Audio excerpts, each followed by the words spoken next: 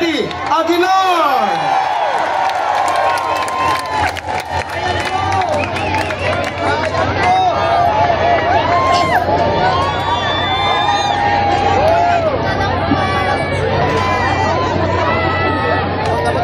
Magandang gabi po sa inyo lahat. Kanina pa po ako doon mga alas 3 yata. Alauna ba? Alauna. Anong oras ba tayo doon? Kanina pa po kami doon at katulad din po ninyo, kami po ay hindi napagkakatulog ng tama mula nung trinaitor po nila yung minamahal nating Pangulo. Kauna-unahang Pangulo na talagang nagdulot ng tunay na pagbabago sa bansa natin ay binastos pa po ng mga traitor. Kaya ang kakantayin ko po ngayon ay tungkol sa kalayaan. Sapagkat naniniwala po ako na dahil po sa ginawa nila ay nawalan na naman po ulit tayo ng kalayaan.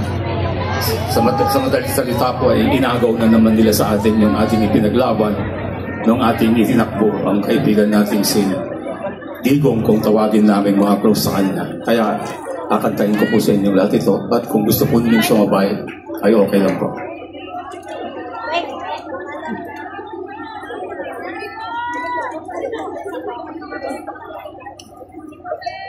Ang bayan kong Pilipinas, lupain ng ginto't bulaklak, pag-ibig ang sa kanyang balat, nag-alay ng ganda't dilag, at sa kanyang yumi at ganda, dayuhan ay nahalina. Bayan ko, biniyak ka, nasadla sa dusa. Ibon man malayang lumipat, kulungin mo at umiiyak. Bayan pa kayang sakdal dilag, ang dimag nasang makalpas. Pilipinas kong minutya, pugad ng luha ko't dalita, aking alita, makita kang sakdalaya. Ibon man malayang lumipat, kulungin mo at umiiyak. Bayan pa kayang sakdal dilag, ang dimag nasang makalpas. Pilipinas kong minumutya. Hol, wag ka makailam dito. Luha ng pag-ibig ko at dalita. Kaya nga, akapela eh. Akapela nga eh. Angin at ika, makita kang sakdal laya.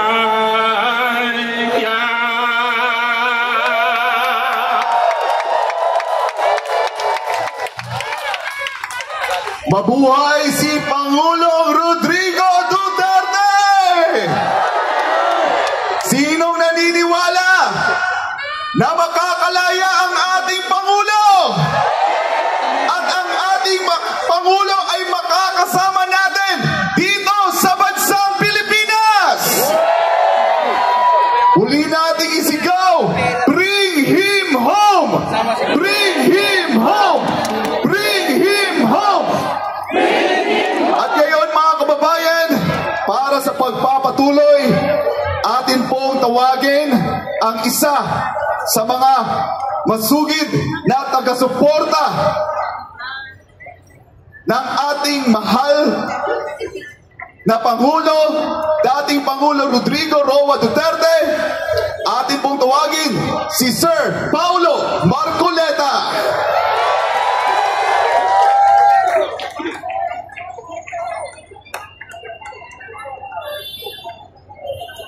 Magandang gabi po sa inyong lahat, mga kababayan. Ako po ang panganay na anak po ni Senatorable Dante Marcoleta, ang tinaguriang pambansang simangot, na lalo naman ngayon ay talagang sumisimangot dahil sa mga nangyayari ngayon. Kung siya ganito kalalim ang kunot, mas lalong lumalim ang kunot niya sa noo dahil sa mga pinaggagawa ng administrasyong ito sa ating mahal na Pangulo. Sino po sa inyo dito ang nabutol?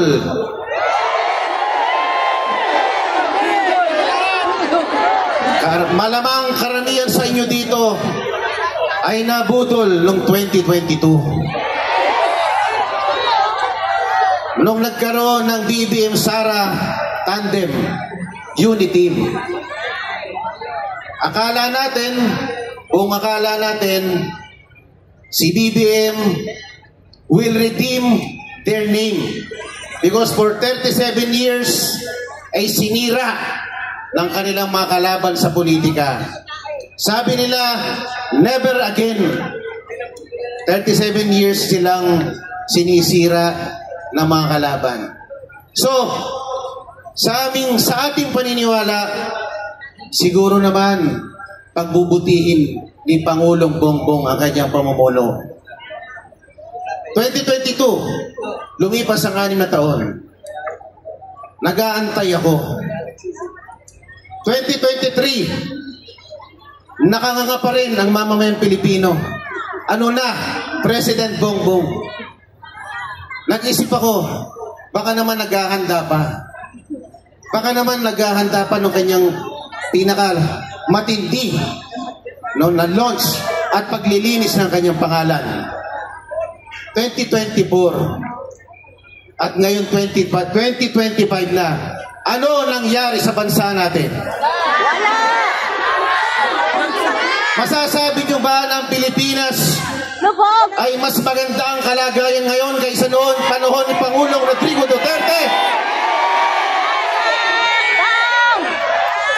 Sa huling survey po, 61% ng mga Pilipino inaamin nila na sila po ay mas mahirap ngayon kaysa noon. Tatanungin ko kayo, mga kababayang Pilipino, kaya nyo pa bang tumagal ng 3 taon? Kaya nyo pa ba ng 3 taon na panibagong paghihirap?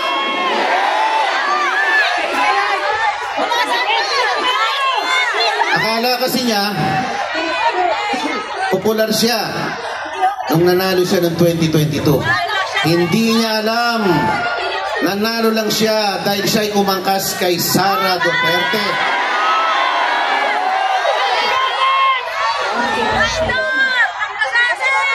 Hinihintay natin, ano bang gagawin niya sa bagong Pilipinas? Yung pala, naging mistulang bagoong Pilipinas. Kala ko may gagawin siya para sa ating bansa. Wala naman pala. Mas gusto niya lang palang namamasyal, nanonood ng Formula 1 Grand Prix racing sa iba't ibang bansa. Ano ba naman ito? Ito ba ang gusto natin na Pangulo? Akala siguro niya 2022 nga nanalo ko. 37 years nang sinira ang pangalan ko, nanalo pa rin ako. Dadaanin ko lang ito sa magandang marketing at social media. Makakabalik na naman ako. Tama ba yun? Papayag ba tayo mga Pilipino? Madadaan ba sa social media pag nagugutom na ang mga Pilipino? Hindi siguro. Busog lahat. Matalino ang mga Pilipino. Tama! Tama! Okay. Nabobo kami ng 20 lang. Tama. Sorry, I'm carried away, Ma'am Hana. Ang sasabihin ko lang po, gaano man kadilim ang panahon ngayon, hindi mananaig ang masama hanggang sa dulo. Sa huli, magtatagumpay ang katwiran at kabutihan. Maniniwala ba kayo na sa dulo ay lalaya din ng ating pinakamamahal na Pangulo ng bansa na si Pangulo Duterte? Ako po, bilang isang simpleng mamamayan, nananawagan po sa mga kawani ng gobyerno, sa mga pulis na nagbabantay sa atin ngayon, at sa mga kasanduluhan ng Pilipinas. Your loyalty belongs to the country and the Constitution. Ipaglaban nyo ang kapakanan ng bayang Pilipinas. Itaguyod nyo ang kapakanan ng mamayang Pilipino. Magandang gabi po sa inyong lahat at maraming salamat po.